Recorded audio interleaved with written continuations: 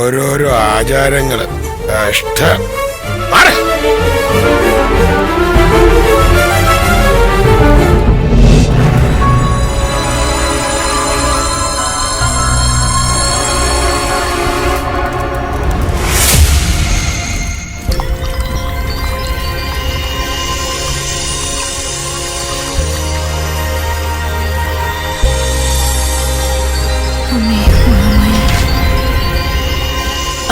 महामाये देवी, अम्मे जगदीश्वरी, अम्मे देवी,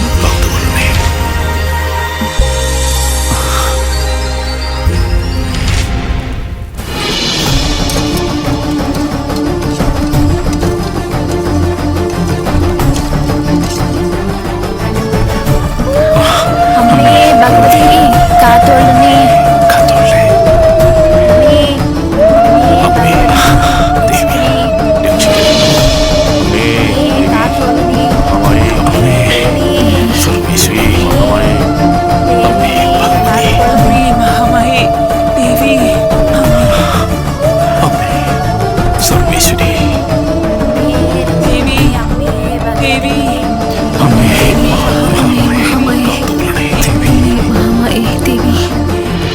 അമ്മയുടെ ആഗ്രഹം പോലെ അമ്മ തന്നെ എല്ലാവർക്കും വിളമ്പിക്കൊടുക്കൂ.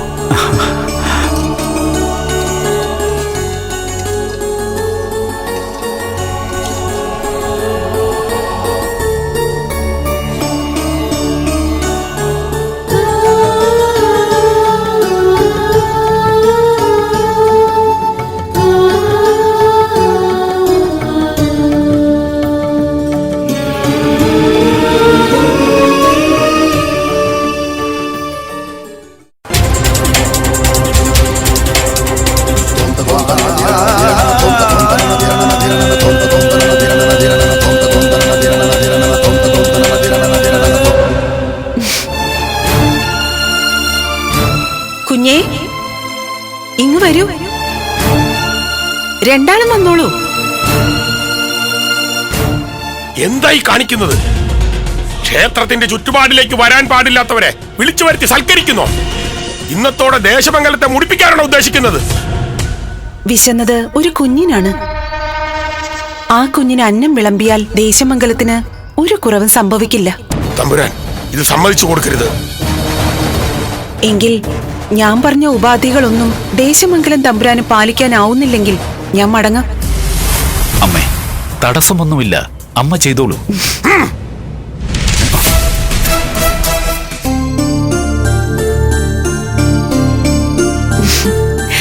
ഇവിടെ വെന്തതിന്റെ ആദ്യ പങ്ക് കഴിക്കാനുള്ള യോഗ്യത നിനക്കാണ് കുഞ്ഞേ.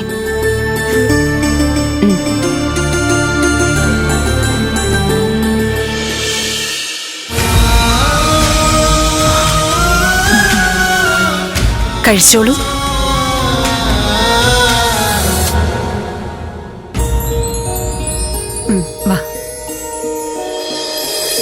തമ്പുരാൻ, വിശപ്പൊരു കുറ്റമല്ല.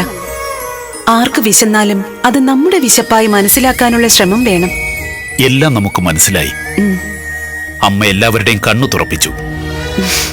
ആ കുഞ്ഞിന്റെ വിശപ്പ് തന്നെയായിരുന്നു പരമപ്രധാനം. എല്ലാവരോടുമായി നാം ഒരു കാര്യം പറയാം. ഈ വരുന്ന പൂരം നാൾ ക്ഷേത്രത്തിലെ പ്രതിഷ്ഠാ ദിനമാണ്. അന്നേ ദിവസം ക്ഷേത്രമുറ്റത്ത് എല്ലാവർക്കും ദേശമംഗലത്തമ്മയ്ക്ക് പൊങ്കാലയിടാം. ഈ അമ്മ തുടങ്ങിവെച്ച ഒരു നന്മ നമ്മുടെ ദേശമെങ്ങും പടരട്ടെ. അമ്മയ്ക്ക് സന്തോഷമായോ? സന്തോഷം. ദേശമംഗലത്തെ ജനങ്ങളെല്ലാം ഒരുപോലെ ആവട്ടെ എന്ന് അങ്ങ് ആഗ്രഹിക്കുന്നുണ്ടല്ലോ. അതുപോലെ തന്നെ ആവട്ടെ.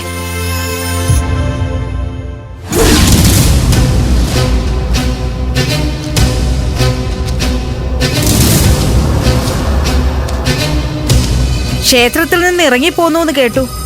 എന്നേക്കുമായാണോ അതോ ഇന്നത്തേക്കോ? കിട്ടുന്ന അവസരത്തിലൊക്കെ അനിയൻ തമ്പുരാൻ നന്നായിട്ട് ആക്ഷേപിക്കുന്നുണ്ടല്ലേ? അതൊരു കണക്കിന് സത്യമാണ്. ഹൃദയാലുവാണ്, നന്മയുടെ പര്യായമാണ് എന്നൊക്കെ ആയിരുന്നല്ലോ വാഴ്ത്തിപ്പാടലുകൾ.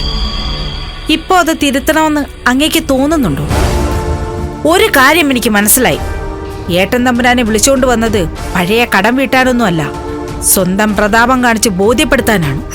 ഒരു കാട്ടുവാസി പെണ്ണിന്റെ മുമ്പിൽ നമ്മുടെ മാനമില്ലാണ്ടായി. അത് തന്ത്രമല്ലേ? എവിടുന്നോ വന്നൊരു സ്ത്രീ പറയുന്നത് കേട്ട് ക്ഷേത്രത്തിൽ പുതിയൊരു ആചാരം. പറ്റില്ല എന്ന് അനിയൻ തമ്പുരാന് പറയാറുന്നല്ലോ, പറഞ്ഞില്ല. ഇപ്പോൾ അനിയൻ തമ്പുരാൻ നീതിമാനുമായി, ഏട്ടൻ തമ്പുരാനെ ആർക്കും കണ്ടുകൂടാത്തവനുമായി. അങ്ങ് നോക്കിക്കോളൂ, അധികം വൈകാതെ ജനം മുഴുവൻ അങ്ങേക്കെതിരായി തിരിയും. പിന്നെ ദേശമംഗലത്ത് നിന്ന് കല്ലെറിഞ്ഞു ഓടിക്കും. ഒന്നായിരിക്കും അനിയൻ തമ്പുരാൻ പറയാൻ പോകുന്നത്.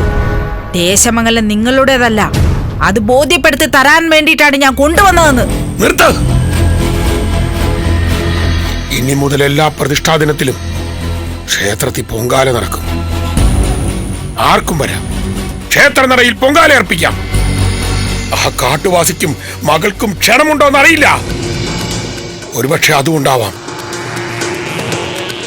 നാം ക്ഷേത്രകാര്യക്കാരനായിരിക്കുന്ന അമ്പലത്തിൽ നാം അറിയാതെ ഇത്തരം നിയമങ്ങൾ.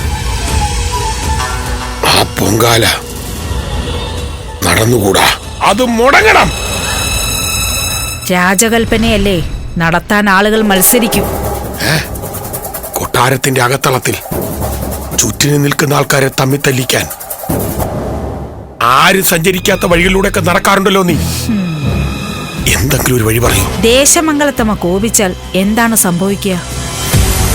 അതിന്റെ പേരിൽ ഒരിക്കലും ആരും മറക്കാത്ത ഒരു കാര്യം സംഭവിച്ചാൽ എന്തായിരിക്കും അവസ്ഥ? തെളിച്ചു പറ. നടത്തേണ്ടത് എങ്ങനെയാണെന്നൊന്നും എനിക്കറിയില്ല. പക്ഷെ ദേശമംഗലത്തമ്മയുടെ പൂജാരി കൊല്ലപ്പെട്ടാൽ പൊങ്കാല മുടങ്ങില്ലേ? പൂജാരിയുടെ മരണത്തിന്റെ കാരണം ദേശമംഗലത്തമ്മയുടെ കോപമാണെന്ന് വരില്ലേ? ഞാൻ ചോദിച്ചേ ഉള്ളൂ. അടുക്കളക്കാരെ തമ്മിൽ തല്ലിക്കാൻ മാത്രമല്ല, അയൽ രാജ്യങ്ങളെ തമ്മിൽ തല്ലിക്കാനും നിന്റെ ഈ തല മതി. ഈ പറഞ്ഞതിനപ്പുറം ഒരു മുടക്കവുമില്ല. ദേശമംഗലത്തെ പൂജാരി വധിക്കപ്പെടും. അതിന്റെ പേരിൽ നിശ്ചയിച്ചുറപ്പിച്ച പൊങ്കാല മുടങ്ങും. നമുക്ക് മനസ്സിന് ഒട്ടും ഇഷ്ടമല്ലാത്ത പൂജാരിയും തീരും. അനുജൻ തമ്പുരാന്റെ പുതിയ തീരുമാനം ഇല്ലാതാവും. അംഗീകരിച്ചിരിക്കുന്നു. നാം ഇപ്പോൾ തന്നെ കാര്യങ്ങളൊക്കെ ശരിയാക്കട്ടെ. ഇന്ന് രാത്രി പൂജാരി വധിക്കപ്പെട്ടിരിക്കും.